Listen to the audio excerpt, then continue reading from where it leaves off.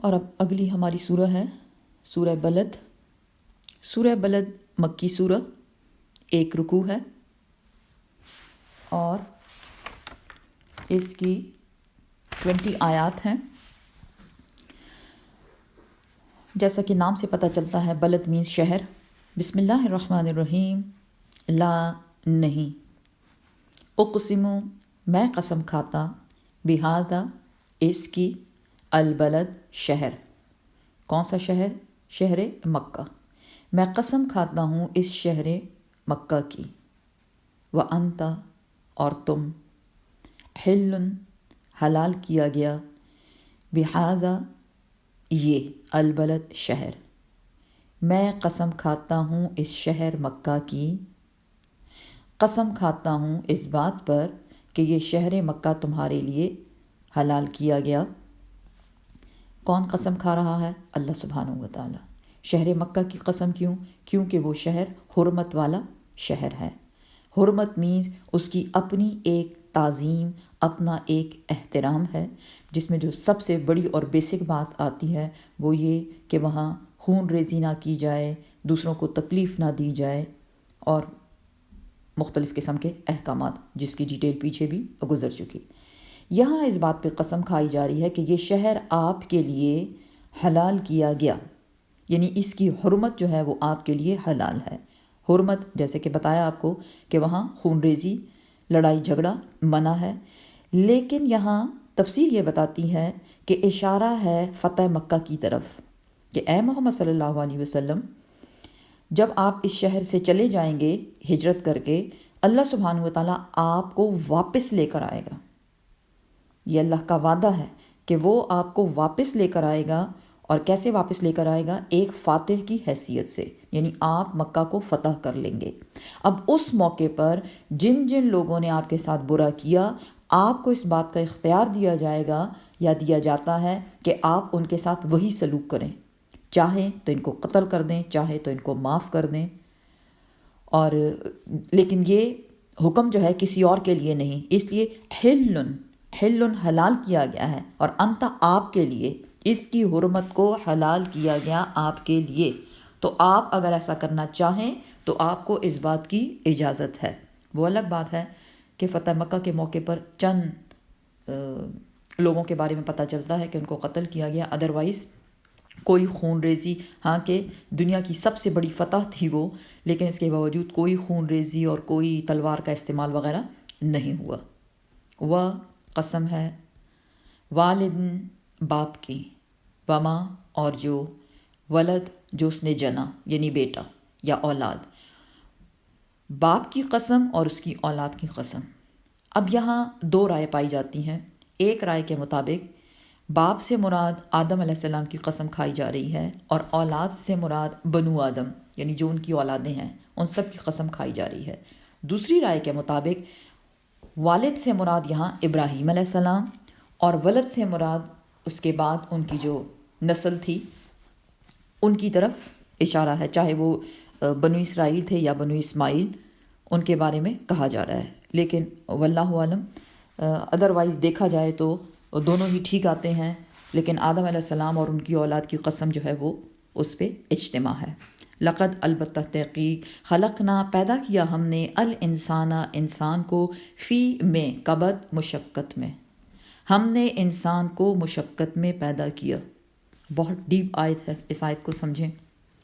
پہلے تو قسم کھائی گئی شہر مکہ کی، اس کی حرمت کی، پھر آدم علیہ السلام اور اس کی تمام اولاد یعنی مخلوق کی قسم کھائی جا رہی ہے۔ کس بات پہ قسم کھائی جا رہی ہے؟ اس بات پہ قسم کھائی جا رہی ہے، جواب قسم کیا ہے؟ ہم نے انسان کو مشقت میں پیدا کیا۔ یعنی انسان کہاں رہتا ہے؟ دنیا میں۔ کس لیے آیا؟ آرام کرنے نہیں آیا، اس کو مشقت کرنی پڑے گی، کیونکہ اگر وہ مشقت نہیں کرے گا تو وہ سروائیو نہیں کر سکتا۔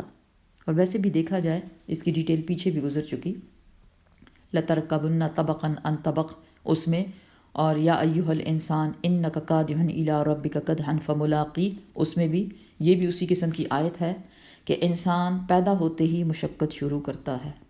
چھوٹا بیبی کیا کرتا ہے؟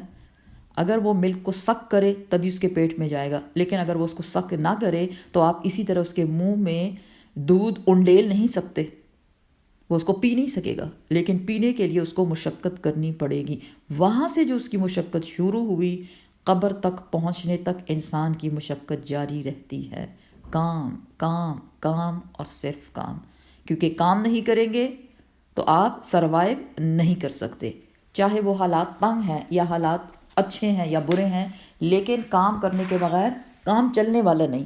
بے شک ہم نے انسان کو مشقت میں پیدا کیا، تو انسان کا یہ کہہ دینا کہ اب ہم آرام کریں گے، ہمیں تو کوئی کام نہیں کرنا، کیونکہ بس اب ہم نے بہت سی سہولیات اپنے ارد گرد جمع کر لی ہیں، ہمارے پاس بہت کچھ آ گیا ہے، اب آرام سے بیٹھو اور کھاؤ پیو۔ اگر آپ کھائیں گے پیئیں گے بھی تو اس کے لیے بھی کام کی ضرورت ہے، کھانا پکائیں گے تو تب جا کے کھائیں گے، کھانے کو چبائیں گے تو تب جا کے پیٹ میں جائے گا۔ بے شک ہم نے انسان کو خلقنا الانسان فی کبد، ہم نے انسان کو مشقت میں پیدا کیا، مشقت کرنا ہی اس کو زیب دیتا ہے، اس کو مشقت کرنی پڑے گی جب تک وہ زندہ ہے۔ لیکن اس کے باوجود اس کی بے وقوفی کو دیکھیں، ایحسبو، کیا وہ گمان کرتا ہے، ان یہ کہ لن ہرگز نہیں، یقدرہ قدرت رکھتا، قابو رکھتا، علیہ اس پر، احد کوئی ایک۔ یہ ہے انسان کی سب سے بڑی غلط فہمی کہ وہ اپنے آپ کو بڑی چیز سمجھتا ہے۔ وہ جس کو اللہ نے پیدا کیا کام کرنے کے لیے، محنت کرنے کے لیے، اور یہ محنت کس چیز کے لیے تھی؟ اپنی آخرت کو کماؤ، دنیا میں عمل کر کے اپنی آخرت میں جنت کا گھر بناؤ، کیونکہ آخرت میں کوئی عمل ہوگا ہی نہیں، وہاں تو وہ تو عمل کی جگہ نہیں ہے، وہ تو جزا و سزا ریزلٹ ڈے ہے کہ ریزلٹ ملے گا اس دن۔ لیکن اس کے کام کے لیے ریزلٹ کب ملتا ہے؟ جب ہم کوئی ایگزام دیتے ہیں۔ دنیا کیا ہے؟ Examination hall. ہم اس ایگزامینیشن ہال میں اپنے اپنے پیپرز کو سالو کرتے ہیں، ایگزام دیتے ہیں، امتحان دیتے ہیں، اس کا ریزلٹ قیامت کے روز سنایا جائے گا۔ لیکن انسان کیا سمجھتا ہے؟ ایحسب ان لن یقدر علیہ احد، کوئی نہیں جو مجھ کو پکڑ سکے، کوئی نہیں جو میرا کچھ بگاڑ سکے۔ اور یہی مضمون ہم پیچھے بھی پڑھ چکے، کدھر پڑھا تھا؟ سورہ واقعہ، وَإِذَا بَلَغَتِ الْحُلْقُومَ وَأَنْتُمْ حِينَئِذٍ تَنظُرُونَ وَنَحْنُ أَقْرَبُ إِلَيْهِ وَلَكِنْ لَا تُبْصِرُونَ إِن كُنتُمْ غَيْرَ مَدِينِينَ تَرْجِعُونَهَا إِن كُنتُمْ صَادِقِينَ۔ جب جان حلق تک پہنچ جاتی ہے اور تم اپنے اس پیارے کے قریب بیٹھے ہوئے ہوتے ہو، ہم اس سے بھی زیادہ قریب اس کے ہوتے ہیں، لیکن ہم تمہیں نظر نہیں آتے۔ اور پھر اگر تم یہ سمجھتے ہو کہ تمہیں کوئی قابو نہیں کر سکتا تو لوٹا دو اس کو وہ روح جو ہم نے نکال لی ہے۔ کیا اس میں روح ہم لوٹا سکتے ہیں؟ کیا ہم اس مرنے والے کے کام آ سکتے ہیں؟ کیا ہم اس کو موت سے بچا سکتے ہیں؟ نہیں۔ ایحسب ان لن یقدر علیہ احد، کیا وہ یہ گمان کرتا ہے کہ کوئی اس کو دیکھ نہیں رہا، کوئی اس کو واچ نہیں کر رہا، کوئی اس کو پکڑے گا نہیں؟ یقول، وہ کہتا ہے اب اسی سوچ کے ساتھ کہ بھئی اٹس مائی لائف، اور میرے پاس جو کچھ ہے میری مرضی، میں اس کے ساتھ جو بھی کروں۔ اللہ سبحانہ تعالیٰ فرماتے ہیں تیری مرضی کدھر سے آ گئی؟ یقول، وہ کہتا ہے اہلکت، خرچ کیا میں نے، مالن، مال، لبدا، بہت سا مال میں نے خرچ کر دیا۔ اور مال خرچ کرنے کو کیا کہتے ہیں؟ عیاشی، میں نے خوب عیاشی کر لی یا میں کروں گا۔ ایحسب، کیا وہ یہ سمجھتا ہے، ان یہ کہ لم نہیں، یرہو دیکھتا ہے اس کو، احد کوئی ایک، کیا وہ یہ بھول گیا ہے کہ اس کا رب اس کو دیکھ رہا ہے؟ کیا کرتے ہوئے؟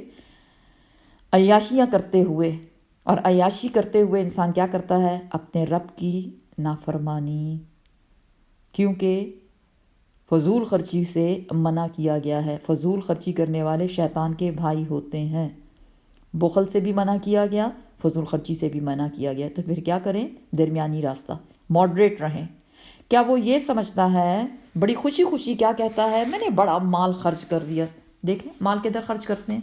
شادی بیاہ پہ، ان رسومات پہ کتنا مال خرچ کیا جاتا ہے، اور کہتے ہم کیا ہیں، شادیاں روز روز تھوڑی نہ ہوتی ہیں، ایک ہی بار تو ہوتی ہے، اور اللہ نے دیا تو کیوں نہ خرچ کریں۔ اللہ سبحانہ وتعالیٰ فرماتے ہیں وہ یہ سمجھتا ہے کہ وہ مال خرچ کر رہا ہے، اور وہ بھی اس دن کرتے کیا ہیں؟ سب شیطان کی خوشی کے کام اور رحمان کی ناراضگی کے کام۔ وہ مال جو رب نے دیا اور ربی کی نافرمانی میں اس کو خرچ کیا تو یہ بے وقوفی نہیں تو اور کیا ہے؟ اور وہ یہ سمجھتا ہے کوئی اس کو دیکھ نہیں رہا، اس کو دیکھا بھی جا رہا ہے، اور جب اس کا وقت آئے گا اللہ اس پہ قابو بھی پا لے گا۔ اب بھی ہم سب اللہ ہی کے قابو میں ہیں، اللہ کے قبضے میں ہیں، لیکن اللہ سبحانہ وتعالی نے ہر انسان کو آزادی دی، چھوٹ دی، جب اس کا وقت مقررہ آئے گا تو اس کو یہاں سے رخصت ہونا پڑے گا۔ اے انسان سوچ، کیا کیا دیا؟ یہ جو دیا کیا اس کے لیے تو نے کچھ خرچ کیا؟ کیا ہے؟ علم کیا نہیں، نجعل ہم نے دیا، ہم نے بنایا، لہو اس شخص کو، عینین دو آنکھوں والا، کیا ہم نے اس کو دو آنکھیں نہیں دی؟ چیک کریں ہیں آنکھیں آپ کی؟ الحمدللہ الحمدللہ رب العالمین۔ کیا ہم نے اس کو دو آنکھیں نہیں دی؟ وَلِسَانًا اور زبان، اور زبان دی، کتنی زبانیں؟ ایک، الحمدللہ۔ وشفتین اور دو ہونٹ۔ اے انسان کیا یہ دو آنکھیں خریدنے کے لیے، کیا یہ زبان خریدنے کے لیے اور یہ دو ہونٹ جو ہیں، کیا اس کو خریدنے کے لیے تو نے کچھ خرچ کیا تھا؟ کچھ پیسے خرچ کیے؟ کس مارکیٹ سے جا کے لے کر آئے ہو؟ یہ کس نے دیا؟ اللہ سبحانہ وتعالی نے ان کو بنایا۔ عینین لسان اور شفتین۔ اب عینین آنکھوں کا ذکر کیوں آیا ہے؟ کیونکہ انسان اپنی آنکھوں سے دیکھتا ہے، دیکھتے ہیں نا، سب دیکھتے ہیں الحمدللہ۔ کس لیے اللہ نے آنکھیں دی؟ آنکھیں اللہ نے دی اللہ کی نعمتوں کو دیکھنا، اللہ کی قدرتوں کو دیکھنا، اس سے رب کی پہچان کرنا۔ پھر زبان اور ہونٹوں کا ذکر کیوں آیا؟ ہونٹوں کا ذکر اس لیے آیا کہ جب ہم زبان کو بولنے کے لیے استعمال کرتے ہیں تو کیا کرتے ہیں؟ ہماری زبان مختلف جگہوں پر دانتوں میں اور ہونٹوں کے ساتھ ٹچ کر کر کے اس کے ساتھ لگ کر الفاظ کو ادا کرتی ہے۔ اگر ہونٹ نہ ہو تو ہم بول نہ سکیں۔ کبھی سوچا آپ نے اس بات پہ؟ اللہ اکبر، کبھی ہمیں ان باتوں کو تو دھیان ہی نہیں جاتا۔ الحمدللہ، سب کہیں الحمدللہ رب العالمین، یا اللہ تو نے دو ہونٹ دے دیے۔ ویسے بھی سوچیں آپ، اگر ہونٹوں کو ہٹا دیا جائے یہاں سے اور دانت نظر آ رہے ہوں تو انسان کتنا بدصورت دکھے۔ ہونٹ انسان کی خوبصورتی کی نشانی بھی ہے، اس لیے اس کو سجاتے بھی نا لپسٹک وپسٹک لگا کے۔ اوکے، کیا کہا جا رہا ہے؟ دو ہونٹ دیے آپ کو اور ایک زبان دی، اور ساتھ ہی یہ نعمتیں جو دیں، یہ نعمتیں کیا ہیں؟ ٹولز ہیں، اللہ کی نعمتیں ہیں، استعمال کرو اس کو۔ وَهَدَيْنَاهُ اور ہدایت دی ہم نے اس کو، کس کو؟ انسان کو، کس چیز کی؟ النجدین، نجدین دونوں راستوں کی، دونوں راستوں کی۔ کون سے دونوں راستے؟ جی، اچھائی کا اور برائی کا۔ اللہ سبحانہ وتعالی نے انسان کو دو راستے دیے، اچھائی کا، برائی کا۔ اگر اس کو ہم ایسے کہیں، ایک ہے رحمان کا راستہ اور ایک ہے شیطان کا راستہ۔ رحمان کے راستے پہ چلو گے تو جنت پالو گے، شیطان کے راستے پر چلو گے تو جہنم تمہارا ٹھکانہ ہے۔ اب فیصلہ کر لو جس راستے پہ بھی چلنا ہے۔ اب یہ ساری نعمتیں اس کو دیں، اس کی ہدایت کا بندوبست کر دیا، اور اب اس کو کرنا کیا چاہیے تھا؟ وہ جو اللہ نے اس کو دیا، کیا؟ قرآن۔ قرآن میں ڈوز اینڈ ڈونٹس، کیا کرنا ہے اور کیا نہیں کرنا، اس پہ چلنے کی بجائے کیا کیا اس نے؟ فلا، پس نہیں، اقتحم، نہیں وہ چڑھا، نہیں اس نے طے کیا، العقبہ، عقبہ کو۔ عقبہ مینز دشوار گزار گھاٹی۔ اب یہ ایسا نہیں ہے کہ لٹرلی کوئی پہاڑ ہے اور آپ کو کوئی کہہ رہا ہے کہ آپ اس پہ چڑھو۔ دشوار گزار گھاٹی جو ہے یا پہاڑ جو ہے، اس پہ چڑھنا بہت مشکل ہے۔ اب ہمیں یہاں کچھ آگے کی آیات میں کچھ وہ کام بتائے جائیں گے جو مشکل ہیں، لیکن اللہ نے کہا اس کو کرو۔ لیکن مشکل ہیں اس لیے اجر بھی زیادہ ہے، لیکن ناممکن نہیں ہے۔ انسان نے عقبہ پہ چڑھنے کی کوشش ہی نہیں کی۔ وما ادراک مل عقبہ، وما اور نہیں، یا کون بتائے، ادراک کون بتائے تجھ کو، مل عقبہ کیا ہے یہ عقبہ۔ اب عقبہ کو سنیں، مشکل کام لیکن اللہ کی پسند کے کام۔ مشکل کچھ نہیں، ہم اس کو مشکل سمجھتے ہیں۔ کیوں سمجھتے ہیں وہ بھی میں آپ کو بتاؤں گی۔ کیا ہے؟ نمبر 1، دشوار گزار گھاٹی یا اللہ کے احکامات میں سے پہلا حکم، فکو رقبہ، چھڑانا، آزاد کرنا، رقبہ ایک گردن کو، کیا مطلب ہوا؟ ایک غلام کو آزاد کرنا. او یا اطعام کھانا کھلانا، فی یومن ایک ایسے دن میں، ذی مسغبہ جو بھوک والا ہے، یعنی بھوک والا دن آپ اس کو یوں سمجھ جیسے قحط والا دن. قحط کا دن ہے، کسی کے پاس کھانے کو ہے ہی نہیں، آپ کے پاس بھی صرف اتنا ہی ہے جو آپ کھا سکیں، لیکن آپ اپنے آپ پہ مسکین کو یا دوسرے لوگوں کو کیا کر رہے ہیں؟ ترجیح دے رہے ہیں. کوئی بات نہیں، میں جو کھاؤں گا تو اس میں سے تھوڑا کسی اور کو بھی دے دوں. ایک روٹی ہے تو اس میں سے اگر آدھی نہیں دے سکتا تو کوارٹر تو دے سکتا ہوں نا. او اطعام یا کھانا کھلانا ایک ایسے دن میں جو ہے ہی بھوک کا.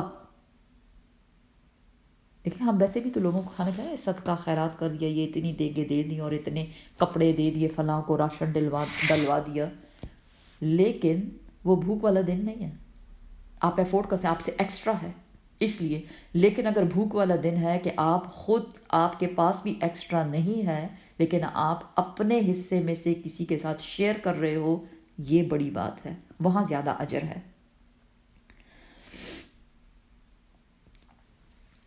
اور تیسری بات جو بتائی جا رہی ہے، یتیم ذا مقربہ جو کہ رشتہ دار بھی ہے. کھانا کھلایا، کس کو کھلایا؟ کون ہے پرائیورٹی؟ یتیم. کیونکہ یتیم کون ہوتا ہے؟ جس کا کوئی والی وارث ہی نہیں ہے، وہ زیادہ ڈیزرونگ ہے. اور دوسری بات ذا مقربہ، وہ رشتہ دار بھی ہے. آپ صلی اللہ علیہ وسلم نے فرمایا جو رشتہ دار کی ضرورت کو پورا کرے گا اس کو 2 اجر ملیں گے. ایک ضرورت پوری کرنے کا یعنی صدقہ خیرات جو آپ کرتے ہیں، دوسرا رشتہ دار کی ضرورت پوری کرنے کا، تو وہاں ڈبل اجر ملنے والا ہے. او یا مسکین کو کھانا کھلانا، ذا متربہ وہ جو خاک نشین ہے. خاک نشین کیا ہوتا ہے؟ جس کو رہنے سہنے کے لیے بھی گھر میسر نہیں.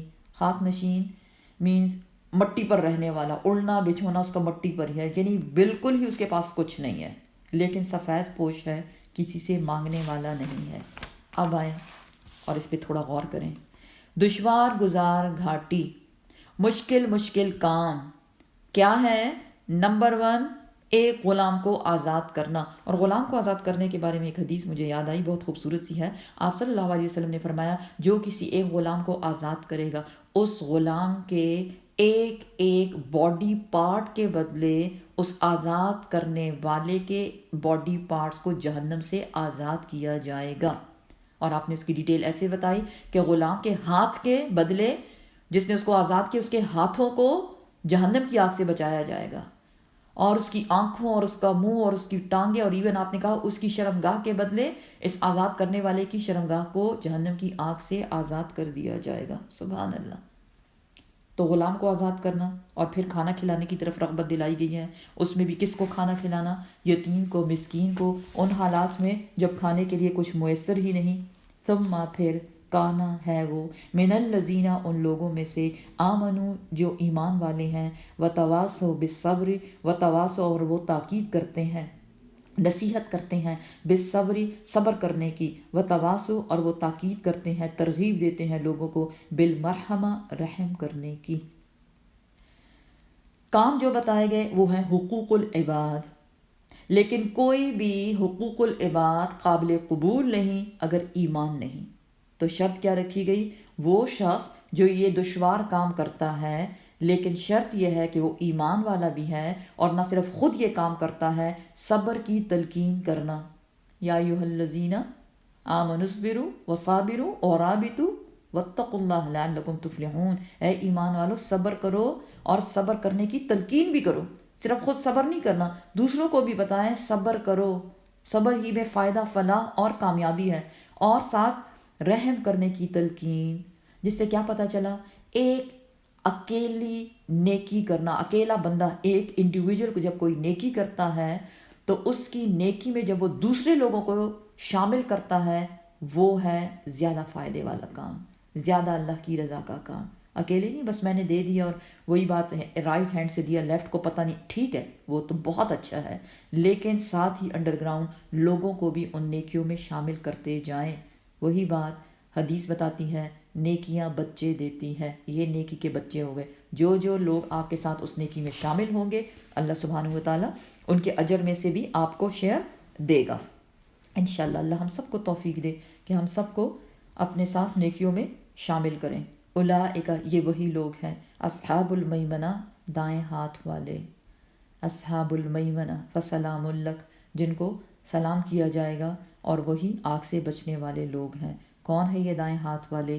وہی جنہوں نے اللہ کے دیے ہوئے دشوار کاموں پہ عمل کیا، ایمان لائے، صبر کیا اور رحم کی تلقین کی۔ کتنی خوبصورت باتیں ہیں، سبحان اللہ، کتنا خوبصورت ہے ہمارا دین، یا اللہ عمل کرنا آسان بنا دے۔ والذین، اور وہ لوگ جو جس کے برعکس ہیں، کفر، انہوں نے کفر کیا بھی آیات نہ ہماری آیات کا، ہم وہ ہیں اصحاب المشأمہ، وہی ہیں بائیں ہاتھ والے، اور بائیں ہاتھ والے کون ہیں؟ جہنم میں جانے والے۔ علیہم، ان پر، ان بائیں ہاتھ والوں پر کیا کیا جائے گا؟ نار، آگ، مؤصدہ، بند کر دی جائے گی۔ اللہم اجرنا من النار۔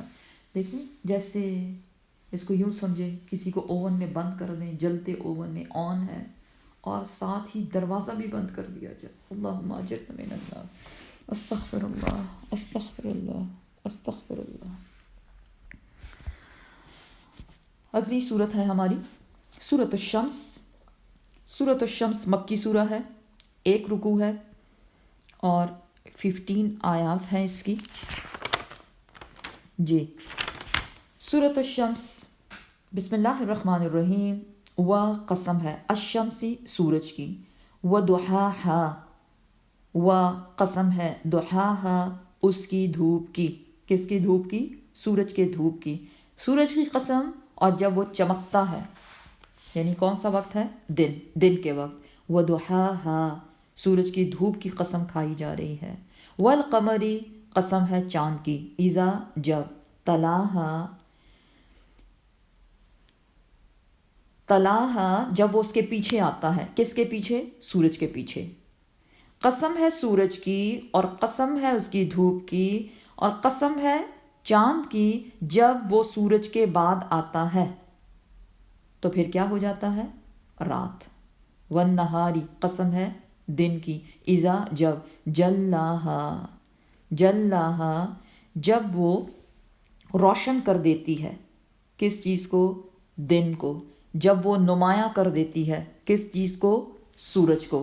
واللیلی، قسم ہے رات کی، اذا، جب، یغشاہا، جب وہ اس کو ڈھانپ لیتی ہے۔ کس کو ڈھانپ لیتی ہے؟ رات سورج کو ڈھانپ لیتی ہے تو اندھیرا ہو جاتا ہے۔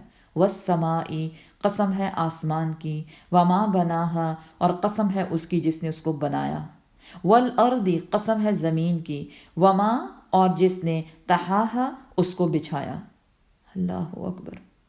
ونفس، قسم ہے نفس کی، نفس انسانی کی، وما سواہا، وما، اور جس نے سواہا، اس کو ٹھیک ٹھاک بنایا، ٹھیک ٹھاک بنایا۔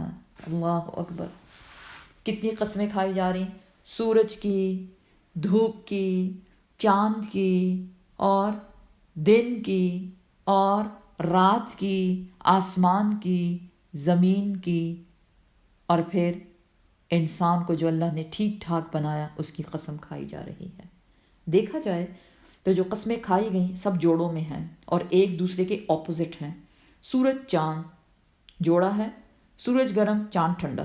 پھر دن رات، دن اور رات کی قسم، دن روشن ہے اور رات اندھیری ہے۔ پھر زمین اور آسمان کی قسم، آسمان اونچا ہے اور زمین بچھی ہوئی ہے۔ ان چیزوں کی قسمیں کھا کر اللہ سبحانہ و تعالیٰ کیا فرماتے ہیں کہ اللہ نے انسان کو ٹھیک ٹھاک بنایا ہے۔ ٹھیک ٹھاک کیسے؟ 2 آنکھیں، پیچھے پڑا، 1 زبان، 2 ہونٹ، 1 ناک، ابھی جو ٹھیک ٹھاک سے مراد 2 ہاتھ، 2 ٹانگیں، خوبصورت طریقے سے، احسن تقویم، اللہ نے اس کو خوبصورت ساخت میں بنایا ہے۔ اور قسم، ان ساری چیزوں کی قسم کھا کے کیا بتایا جا رہا ہے کہ انسان کو اتنا خوبصورت اور ٹھیک ٹھاک بنانے کے بعد فَأَلْحَمَهَا، پس الہام کر دیا، ہاں، اس نفس کو، اس جان کو، اس انسان کو، فجورہا، اس کا گناہ، وتقواہا، اور اس کا تقوی۔ گناہ کا اپوزٹ کیا ہے؟ گناہ کا اپوزٹ نیکی۔ اللہ سبحانہ و تعالیٰ نے انسان کو بتا دیا، اس کے اندر یہ بات رکھ دی گئی بتانے کی ضرورت ہی نہیں. اس کے وہ کہتے ہیں نا یہ فلاں کام ہاں یہ ہماری جینز میں ہے، یہ فلاں ہاں یہ ہمارے بلڈ میں ہے. تو آپ اس کو یوں سمجھیں تو آپ کو اچھے سے سمجھ آئے گی. اس کے بلڈ میں یہ کام رکھ دیا گیا کیا کہ کیا گناہ ہے اور کیا نیکی ہے. گناہ کے بارے میں ایک حدیث آپ صلی اللہ علیہ وسلم سے سوال کیا گیا، یا رسول اللہ ہمیں کیسے معلوم ہو کون سا کام گناہ ہے؟ آپ صلی اللہ علیہ وسلم نے فرمایا، ہر وہ کام جو جب تو کرے تو تیرے دل میں کھٹکے کہ کسی اور کو اس کے بارے میں معلوم نہ ہو جائے، ورنہ تو مجھے بڑی شرمندگی ہوگی یا میری بیڑی بہت بے عزتی ہوگی. جو بھی اس قسم کا کام ہے اس کو گناہ کہتے ہیں. آپ سب بھی سمجھ لیں.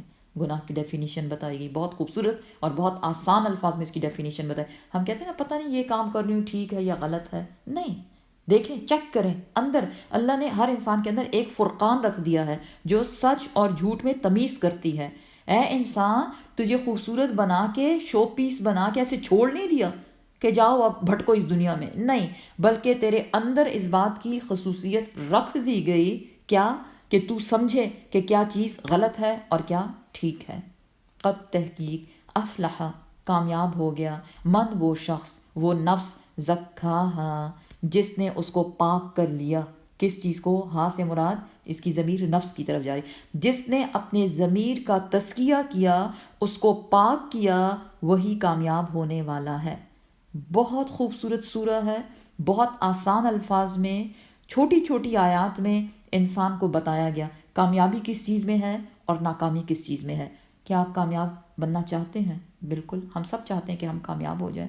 کامیابی چاہیے تو کیا کریں؟ جو اپنے نفس کو پاک کر لے. کس چیز سے پاک کر لے؟ شرک سے پاک کر لے، بدعتوں سے پاک کر لے، شو آف سے پاک کر لے، گناہ کے کاموں سے پاک کر لے. اس کو کیا کہتے ہیں؟ اپنے نفس کی پاکی. اور نفس کو پہ کنٹرول کرنا، اس کو آپ صلی اللہ علیہ وسلم نے جہاد اکبر کہا. ایک بار پھر سنیں، جو شخص اپنے نفس کو قابو میں رکھے گا اس کی مثال ایسی ہے جیسے وہ جہاد اکبر کر رہا ہے. جہاد اکبر، اللہ اکبر. وقت اور تحقیق خوابہ نامراد ہو گیا، ناکام ہو گیا، من وہ شخص، وہ نفس، دساہا جس نے اس کو دبا دیا. کس کو؟ نفس کو. نفس کو، نفس لوامہ، ملامت کرنے والی نفس ملامت کر رہی ہے، غلط کر رہے ہو، غلط کر رہے ہو، نہیں کرو نہیں کرو، جس کو ضمیر کہتے ہیں. لیکن انسان نے کیا کیا؟ سبھی تو کر رہے ہیں، کوئی بات نہیں، اللہ معاف کر دے گا، نہیں بس. اور یا یہ کہہ دینا اٹس مائی لائف، بھائی میں جانوں اور میرا کام، نن آف یور بزنس. آپ کون ہیں ہمارے معاملات میں ٹانگ اڑانے والے؟ اللہ سبحانہ تعالیٰ کیا فرماتے ہیں؟ جو لوگ اپنے نفس کو دبا دیں. کیسے؟ نفس کی آواز سنا کریں. کیا کہہ رہا ہے؟ نفس کبھی جھوٹ نہیں بولتا، وہ آپ کو ملامت کرتا ہے، آپ کی پکڑ کرتا ہے. وہ کہتے ہیں نا کہ آپ اپنا خود احتساب کریں، یا جب آپ بیڈ پہ جائیں تو آپ سوچیں آج سارے دن میں میں نے کیا کیا کام کیے. تو انسان خود اپنا پتہ لگا لیتا ہے اور اس کا نفس اس کو بتا دیتا ہے کہ کتنی غلطی میں ہو اور کتنے تم ٹھیک ہو. وقت خواب من دساہا، اور نامراد ہو گیا وہ شخص جس نے اپنی ضمیر کی آواز کو دبا دیا. اب جو جیسے پچھلی آیت ہم نے پڑھی کہ قد افلح من زکاہا، نفس کی پاکیزگی. ہم چاہتے ہیں نا ہمارا نفس پاک رہے. کیا کیا جائے اس کے لیے؟ نمبر 1، سب سے پہلے قرآن. قرآن کو سمجھ کر پڑھنا انسان کے نفس کو پاکیزہ کرتا ہے.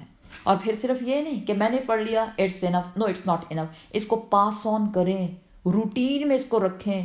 ایک نہ ایک آیت غور و فکر کی دوسروں تک پہنچایا، وہ بھی نفس کی پاکی ہے. اور تیسری چیز جو ہمیں بتائی گئی، سنت پر عمل کرنا. جو سنت پہ عمل کرے گا وہ اپنے نفس کو پاکیزہ کر لے گا اور وہ کامیاب ہو جائے گا. لیکن جن لوگوں نے اپنے نفس کو دبا دیا اور اس کا تزکیہ نہیں کیا، یا جو لوگ ان آیات کو پڑھنے کے بعد یہ سمجھتے ہیں کہ نہیں نفس کی پاکیزگی اتنا زیادہ ضروری نہیں ہے، ہاں کبھی کبھار کر لیتے ہیں لیکن اتنا ضروری نہیں، تو آگے مثالوں سے سمجھایا گیا. کذبت جھٹلایا، سمود نے، بتقواہا بھی ساتھ، تقوا مینز سرکشی، ہاں مینز اللہ کے احکامات کو. اللہ کے احکامات کو سمود نے بھی اپنی سرکشی کے ساتھ سرکشی دکھائی، سرکشی کے ساتھ نافرمانی دکھائی. جب انبعث، جب آیا، اشقاہا، کون؟ ان کا وہ بدبخت شخص. بدبخت شخص قوم سمود، تھوڑا سوچیں کون سی قوم کے بارے میں بات ہو رہی ہے، قوم صالح، جن کے پاس اللہ سبحانہ و تعالیٰ نے حضرت صالح علیہ السلام کو بھیجا۔